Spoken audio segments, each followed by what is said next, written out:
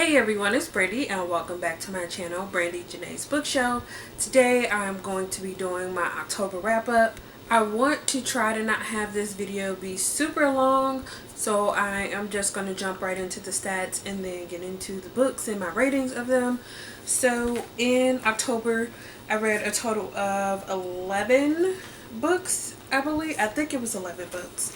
Actually, it might be 12 because one I kind of added on last minute because I listened to the audiobook. But as far as the stats, I only counted 11 of the books. So out of those 11 books, I read 3,326 pages and I had an average rating of 3.59 stars for the month. If you guys haven't seen already, I do my wrap-ups going from my lowest rated book to my highest rated book. And for my lowest rated, I had one 2-star book, and that was Listen Pitch by Lainey Lynn Bell.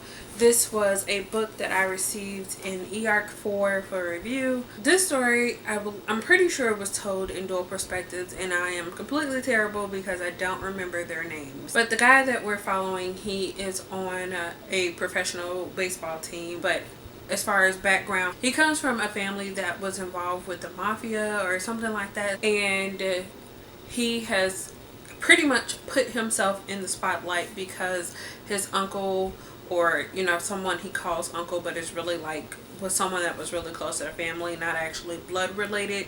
Once his father died, this uncle of his kind of took over this business mafia thing or whatever, and he pretty much tried to kill the main character, and in order to kind of keep his life decent, he put himself in the spotlight just so he can't actually, so this uncle or whoever it is basically can't outwardly go out trying to kill him constantly because he is, because he's in the spotlight.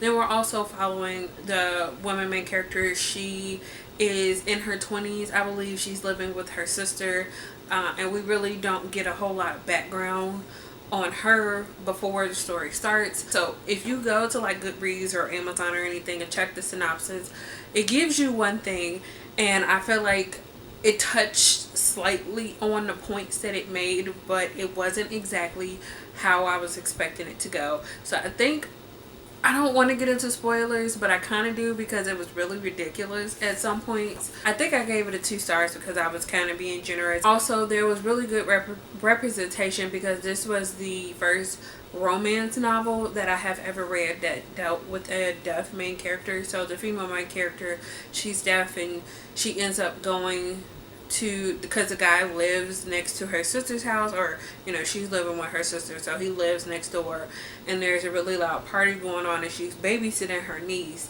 So she goes over to his house to try to get him to turn down the music because she just got her niece to go to sleep because she was sick and all of this stuff. Her hearing aids end up getting knocked out and somebody steps on them, and so that's pretty much how they meet initially. After this meeting, she doesn't see him for 2 weeks. She ends up seeing him again because she goes to volunteer at this hospital, and she doesn't realize it at first, but this guy who they pretty much think is gonna die is him. He was in a really bad accident and he has been in the hospital those past 2 weeks, and one thing leads to another, and he ends up getting her to agree to marry him because of some really odd circumstances. And the more that was revealed, the more I was just like, what in the world is going on with the story? It was really all over the place. It was really a bunch of unbelievable stuff. I want to get into it because I want to talk about how ridiculous some of the stuff was, but I don't want to spoil it just in case anybody might be interested in there. Just know, like I said, I thought it was kind of ridiculous. It was a lot that was just really unbelievable, and I know all stories don't have to be believable, but when I go into a contemporary romance, I expect a certain level of reality in the story, and the fact that okay, I'm just gonna get into it. I feel like most people, if you probably won't be interested after hearing me talk about this, But if you don't, then skip forward. I will put like a timestamp so you guys can skip forward if you don't want to hear the spoilers or how bad this was. I just really want to talk about this. Okay, so getting back into it, like I said, the two of them first meet because they're neighbors, and the whole thing with the party situation, and he ends up like replacing her hearing aids that get broken when she goes over to try to ask them to turn down the music from the party. And then they kind of re-meet once he wakes up at the hospital, because everyone thought he was going to die. They had brought in a do not resuscitate and all these things. She had thought he was dead for a while, so like, and this was going on for a good minute. I think it was like 25% into the book where he was in the hospital bed and all of these things. So I was just like, how is this story going to happen if he dies before anything actually happens? And I was just like, obviously he can't, because the story needs to happen. But then at the same time, I was like, how is this gonna work if we're a quarter into the book and they haven't even started like having any type of interaction with each other besides her like sitting next to him and talking to him while he's in a coma. But eventually, obviously, he wakes up and he ends up getting her to agree to basically take care of him, help him with his everyday needs around the house, because he is really not about being in the hospital. So he pretty much, as soon as he, I think like the day after he wakes up, and like I said, he was in a really bad accident, he was having brain traumas, he had his blood condition, it's just a bunch going on. But like the day after he woke up, he checked himself out of the hospital and went home, and she was taking care of him, you know, at home and stuff like that. Anyway, so like I mentioned, like when I first started talking about this book, he comes from a family that was involved with the mafia, and he reveals that his father was killed his father was killed by the guy who I said he calls his uncle, but it's not actually blood related. And his uncle is trying to kill him because his father left this money to him, or if some, some circumstances don't work out, it goes to his sister. And he pretty much is trying to not let his uncle or this guy get this money. So he, after having her take care of him, it moves into him getting her to agree to marry him. And it's just like, it's not like a fake marriage of convenience for a certain amount of time. He's like, no, when you marry me, this is forever. We can't get divorced, because then it'll be null and void.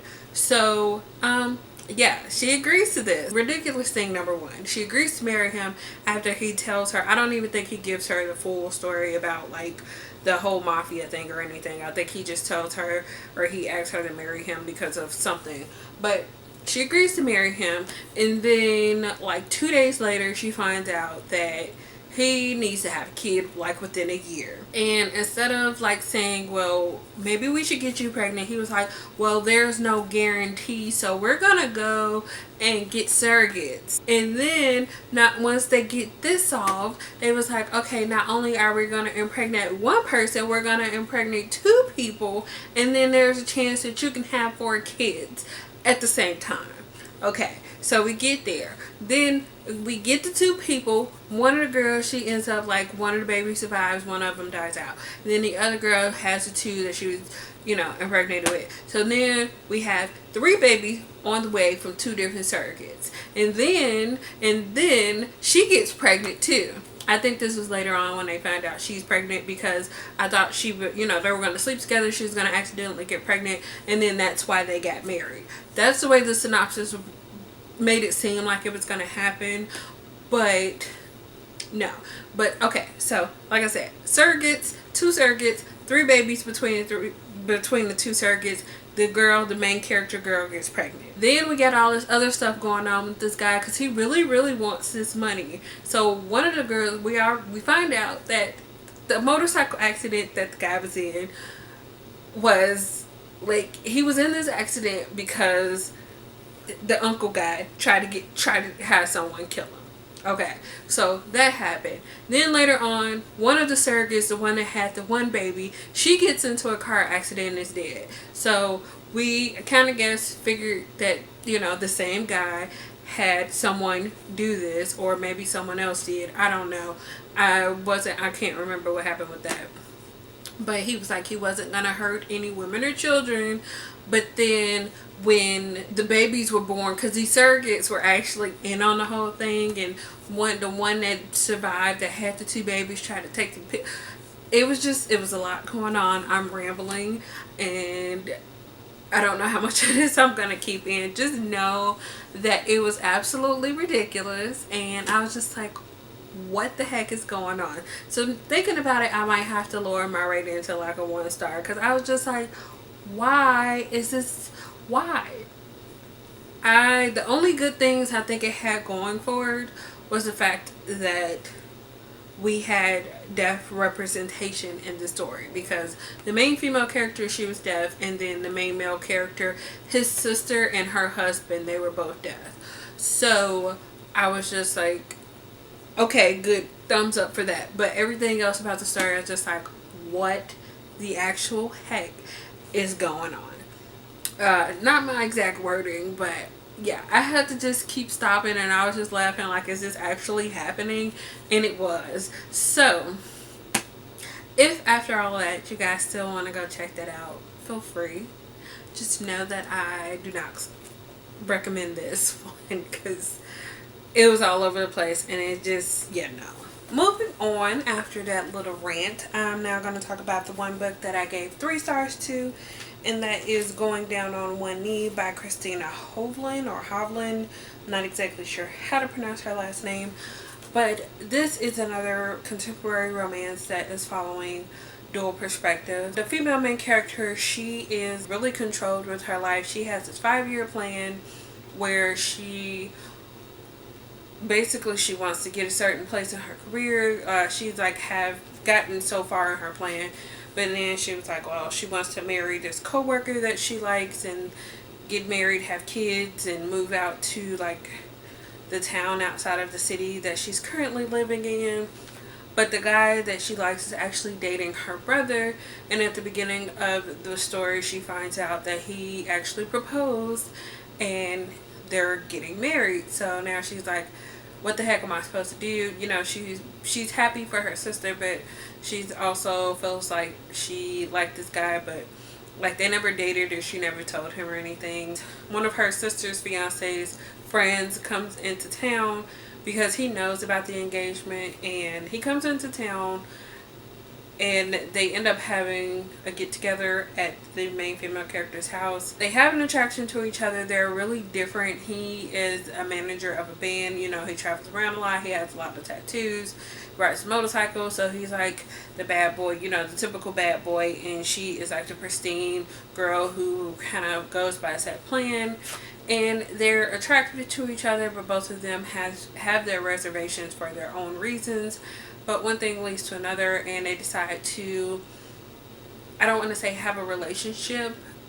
They pretty much decide that they're going to have sex with each other while he's in town, and it's just going to be a physical thing. And, you know, obviously when you're reading romances, that leads to more. So they end up having feelings for each other. It's one of those stories where they don't know, like, they're having a hard time trying to figure out what they're actually going to do. She knows that she's starting to have real feelings for him, but she also knows that, or she has this impression that he is the type of person that once he is leaving town, he's leaving town for good. She thinks she's not a reason for him to stay, so she's trying to enjoy what she can while she can. Like when he comes into town, like I said, he's coming into town because his friend just got engaged, but he ends up having to stay longer because his sister is pregnant. She owns a wedding planning business, and she ends up getting put on bed rest, like hospital bed rest or something like that.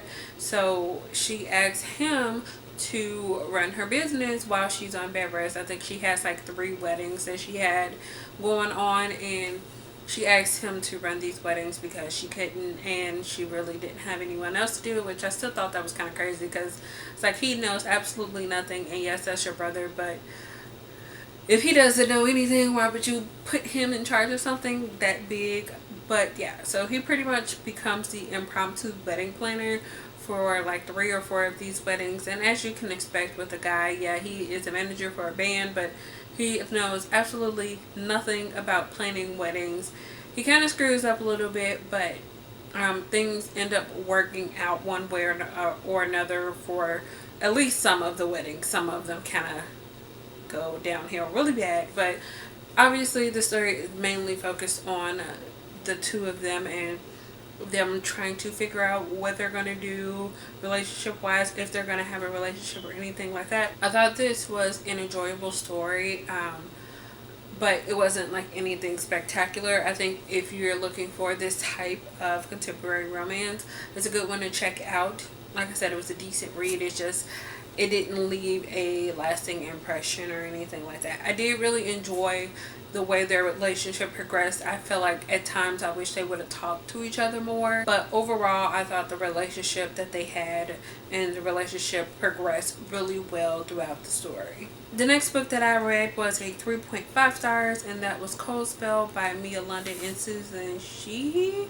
This book is following the third friend in the friend group. If you have heard me talk about the previous two books, Dry Spell and Hot Spell, it's a group of three friends, and in each of the books they go on a vacation, and one of the friends finds a guy who she ends up in a relationship with. So this last book that is part of this companion series, we're following Liddy, or Lydia, I believe is her name, and they end up going, the three girls end up going on a ski trip this time around. And pretty early on in their trip, Liddy gets, like, she has a really bad injury on the ski slope, so she pretty much spends the majority of her trip like having to sit around because she sprained her ankle or something like that, and obviously doesn't want to make it worse or anything. And because this is focused on her, she meets this guy who is working at the ski resort, and he turns out to be this really big, he comes from this really big family. I'm pretty sure I have a review up for this one. I will say that with all of these stories, they are pretty insta-lovey. This one, it happened pretty quickly, especially considering how Liddy was acting towards the very beginning. She was just really opposed to finding any type of guy, and the way some certain things worked out, it was just, it wasn't the best, but it wasn't the worst. I gave it 3.5. I think I decided to go with that rating just because of having read all of the books. I kind of had a little bit more background on at least Liddy, and I was hoping she would get her happy ending, obviously. So yeah, it was a good book. I'm pretty sure I have a written review for this one, so I will link that one down in the description box so you guys can go check out that review if you're interested. So I'm pretty sure all the rest of the books that I read were either 4 or 4.5 star reads. The first one that I'm going to talk about was actually the first book that I finished in October, and that is The Lost Sisters by Holly Black. This was a novella for the Quill Prince, or I think it's called the Folk of the Air series.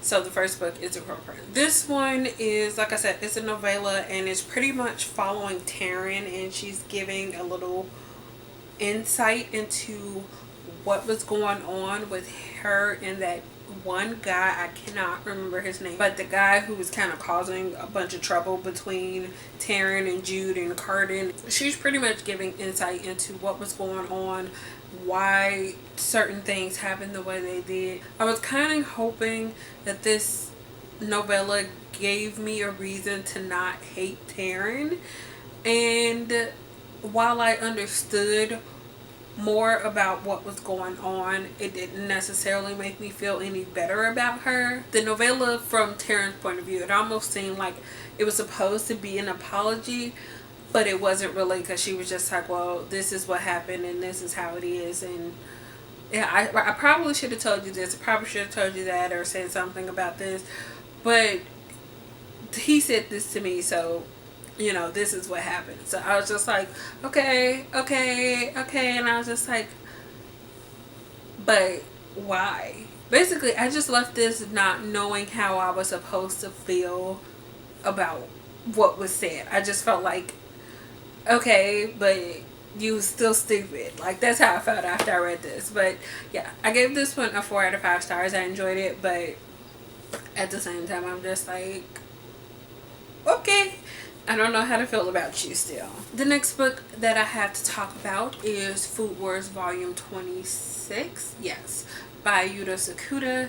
And like all of these, as you I always say, that I can't really get too much into what's going on, but in this one we're focusing on like the second round of a big battle that's happening with different members in the school to determine some really big stakes. So yeah, we don't really get any results in this. I think we might get some more backstory about certain characters, or maybe it's, I don't even know if we really get any backstory in this one. I feel like we're just getting, we get some flashbacks, and then we also get to see some actions that some characters took to get to this point here. But there wasn't a lot. Mostly we're focusing on, like I said, that second round of this big cooking competition that's going on at the moment, and it ends on a really big cliffhanger. Like at the end of this, I think all of the contestants that are currently competing finish at the same time, so everyone's like, taste my food now, and it's like, who's gonna win? So yeah, I gave this one a 4 out of 5 stars. It's really good, but it wasn't one of those volumes that were just like absolutely amazing for me, but I did still enjoy this one. The next book that I gave a 4 out of 5 stars to was The Bone Season by Samantha Shannon. This book is following this character named Paige Mahoney. I think that's how you say her name. That's how the audiobook says it anyway. But this book takes place in the year 2059, so it is taking place in the future. And it is set in London. And I'm going to try my best to explain this, but it's kind of a lot going on, so I can't really get into all the details. Basically, in this book, we are following these people who are, pretty much there's like two type of people. You have the normal humans, and then you have the clairvoyant humans. So our main character, Paige Mahoney, she is a dream walker, so she is considered one of the clairvoyant people. And in this, like I said, in this year 2059 in London, they are not really wanted, and they can be hunted down. So they kind of, most of them try to go and join these different type of gangs pretty much to kind of have some way of survival.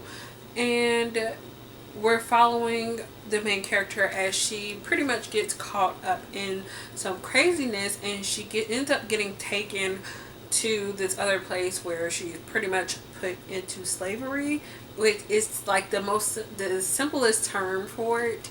And she's just learning more about her world and just a lot of things that are going on. I'm doing a really terrible job of explaining this, but I feel like there's so much going on that it would be best to just go and read the synopsis. This is another book that I gave a 4 out of 5 stars to. I ended up listening to this one on audiobook because it was taking a little bit for me to get into it. I had a lot going on as well, so I just decided to listen to the audiobook and follow along in the physical book as I was reading, just to help me get through it. And plus there was a lot, like I said, going on, so if I kind of wasn't really following along, I would have got lost really quickly. I was going back and forth with this book. On one hand, I really enjoyed the story. On the other hand, I felt like the author just threw you into what was going on, like just threw you in the middle of it and didn't really, there was no explanation. That's not always a bad thing. However, we went pretty much the whole book without really knowing anything besides what was revealed through the main character's interactions with other people. So if it was something that never came up, which I'm sure there's lots of stuff, then we as a character, or we as a reader, don't know what's going on. And I feel like maybe I'm just a little slow and I didn't pick up on everything, but I just felt like there was so much I was missing out on just because I didn't know the world and I didn't know what to expect. But the things that I understood for the most part were the moments that after Paige was taken to this other place, because that was all new to her, and they were kind of explaining, you know, what was going on, why she was taken, and what they were expecting of her. I wasn't necessarily for the romance. Now, I am a person that typically likes romance when I'm reading a novel, and not saying I want it to be well done, obviously, because if the romance isn't well done, then I don't feel it's needed. I don't always feel that a romance is needed in anything, but I do enjoy a romance in a novel. In this one, it did not feel right to me, and I was a part of a group read along for this, and I think the only other person that I might have seen like two people say this, but the main person that I saw brought it up was Bethany. She at the channel Beautifully Bookish Bethany. She was talking about how it didn't feel equal. The power dynamics of the relationship felt really off, and I agree with that. And it was just like the way that it ended up happening, like if it was a somewhat of a friendship, I would have been more happy with that, just because from the beginning we could see that the main character, or the male character that the romance happens with, we could see that he is attempting to help her and, you know, do things that benefit her. But the sudden romance, and I was just like, it didn't feel right. And especially at the moment that it happened, it wasn't like, I don't know, it was at the wrong time. It didn't feel right. It just, all of it felt wrong, and I could have done without it. I'm gonna move on from that. Also, the ending was so freaking open-ended. I was just like, what the heck is going on? I have a feeling, obviously, it's not done and over with the way that this ended. There's going to be things that show back up, and I'm wondering how the characters from the two parts of Paige's life are going to interact with each other. The next book that I read and gave a 4 out of 5 stars to was Crown of Midnight by Sarah J. Maas. This is the second book in the Throne of Glass series. I really can't get into all of my thoughts about this because this is obviously the second book in the series. We're pretty much at the beginning, at least, of the story. We're following Selena after the events of the first book, and yeah, like I said, I can't really get into it. There's obviously a lot more that happens with this one. I will say though that I did film a vlog style discussion while I was reading it, and I was getting into the swing of it because I'm still pretty new to vlogging about a specific book and discussing that book as I'm reading it. So a lot of the times I'm kind of just explaining what's going on and not really giving my feelings on it. But I do have a vlog up about this one, so you guys can go check that out. I do, at the end of that video at least, I discuss more of my thoughts overall about how I felt about the entire book. So I do have thoughts on that in that video, so I will link that in the iCards as well as in the description, so you guys can go check that out. And I have two more books to talk about that I gave 4 out of 5 stars to, and that is Written in Red and Murder of Crows.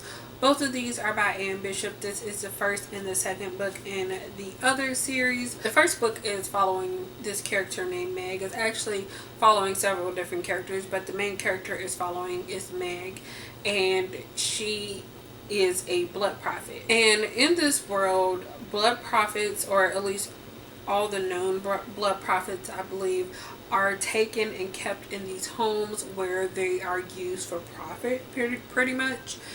And the main character ends up escaping and running away from the house that she has been held captive in, and she ends up running to this courtyard. The courtyards are basically where the others, or the supernaturals, live. So this specific one is kind of bordering on the human area and, you know, the supernatural area, and they interact with the humans in this specific courtyard. But she ends up running away, and she gets to this specific place, and they take her in. They don't really know, obviously at the beginning they don't know where she came from, who she is, what's going on, but they end up taking her in, or the leader of this courtyard takes her in, and the story takes off from there. I will say that the writing was a little weird and took me a bit to get into, but I did enjoy the story. I think the writing kept me from becoming fully immersed in the story, which kind of sucks, but besides that, I still really enjoyed the story, which is why I gave them 4 out of 5 stars. And the other 2 books that I have to talk about, I believe these are possibly the last 2 books that I read officially, and they were both 4.5 stars. So the first one of those is Can't Text This by Tegan Hunter. This is another story told in dual perspectives. I feel like those romances, they like to tell their stories in dual perspectives. We're following this girl. She's in her mid-20s, I believe, and she has this really bad breakup. I think she finds out that her fiance is cheating on her, so she breaks it off and she goes to live with her sister and across the country. And she's out one night at this bar and she gets drunk and she ends up making out with this guy in the bathroom of the bar that she's at. I don't remember all the details. I think someone is trying to come into the bathroom, so she snaps out of it. She gets really embarrassed, but before she leaves, she gives him her phone number. And yeah, so, and then the guy is actually, he's a single dad. It's another one of those kind of bad boy types. He has lots of tattoos. They aren't each other's typical choice as far as who they would date or anything like that. They end up having a really strong connection, and they start talking really mainly through text messages. And this story, I think part of the reason I gave it a 4.5 stars was because it was so easy to get through, and I think because the majority of the story was told through text messages, and I didn't feel like that took anything away from it. It is a rom-com. It was really funny. It's probably more cheesy than anything, but I did really enjoy this. And I had a few issues with the way the relationship was handled, but I know with romances they always need to have some conflict. Usually that conflict is some type of miscommunication. This one was not a miscommunication. It was more so that like I said, he was a single dad and she actually ended up being his son's teacher, and someone found out, and in order to avoid any issues, he decides to break it off without talking to her, and that became an issue. So I didn't like that, but I appreciated that it wasn't just a miscommunication thing, because those are, I hate those so much, when they could just talk to each other. Even though with this one they could have just talked to each other, but that didn't happen. But still did really enjoy this one. And the other book that I gave a 4.5 stars to was Love Sincerely Yours by Sarah Nye. Her name is Sarah Nye, and Megan Quinn. And this one, I think this was also told in dual perspective, if I'm not mistaken. I might be wrong on this one, but in this one we're following this girl who works for this company. The CEO of the company, he really enjoys hiking and those type of things, so he has a company centered around that, and she's really attracted to him, and he has no idea she exists. So for her 30th birthday, I believe, she goes out with a couple of friends. She gets drunk, and it ends up slipping out that she finds him attractive and she possibly likes him or something. So one of her friends is actually IT at the company. She sets up this fake email for her to message him, and they end up starting this email conversation back and forth, and this goes on for a little bit, and she ends up quitting because she wants to start her own business. And he eventually obviously finds out that it was her emailing him. It takes a little bit for that to happen. I was worried because I was like, this is going to be one of those where it takes half the book for him to find out, and then it's going to be oh, they're all lovey-dovey for the other 50% of the book, and then it's nothing really happened. However, that's not exactly how it happened. So this one was truly a slow burn romance. It took a good chunk of the book before anything ever happened between them, and this was one of those where there was so much tension built up that when it actually finally happened between the two of them, it felt so worth it, because they had several moments where something could have happened but it didn't, and it was just like they kept denying it. I really enjoyed this one, and obviously that's why I gave it a 4.5 out of 5 stars. And finally, I do have one other book that I have to talk about. I feel weird because I didn't officially count this one. Like I said, I didn't count it towards my stats or anything, but I'm not sure exactly why I decided to pick this up. But I was just in the mood for, I think it was like a scene or two that I wanted to read, and I didn't feel like flipping through the actual book, and I had the audiobook, so I decided to pick up A Court of Mist and Fury by Sarah J. Maas. Like I said, I listened to the audiobook for this one. I did skip, I think that's why I didn't like officially count it towards anything, because I think I skipped like the first like maybe 5 chapters, maybe even 10 chapters. I don't know.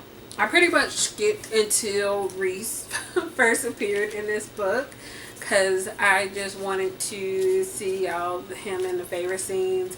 And then I thought I was getting some of the scenes that I wanted, but then I realized like as I was maybe about halfway through this, that some of the scenes that I actually wanted to see are in A Court of Wings of Ruin. And I don't necessarily want to reread that one. Like, I want to see some of those scenes, but that wasn't my favorite book, so I have not listened to the audiobook. I doubt I will, honestly, or at least not right now. There was really no reason for this one. It wasn't on my TBR. It wasn't planned. I had the audiobook, so I decided that I would read it. So those are all the books that I read in October. I feel like I took too long ranting about the first book that I was talking about, that I didn't really get into my thoughts on some of the others, but hopefully you guys don't mind that and don't mind the little rant I had earlier. But yeah, like I said, that's all I read in October. Well, all that I finished, I should say, in October. If you have read any of these books that I talked about, let me know what you thought about them. And if not, if any of these interest you, let me know what you would like to read or which books you'll be adding to your TBR. But that's all I have for you guys today. If you'd like to give it a thumbs up, and if you would like to see more from me, make sure you subscribe, and I will see you guys again in the next one. Bye.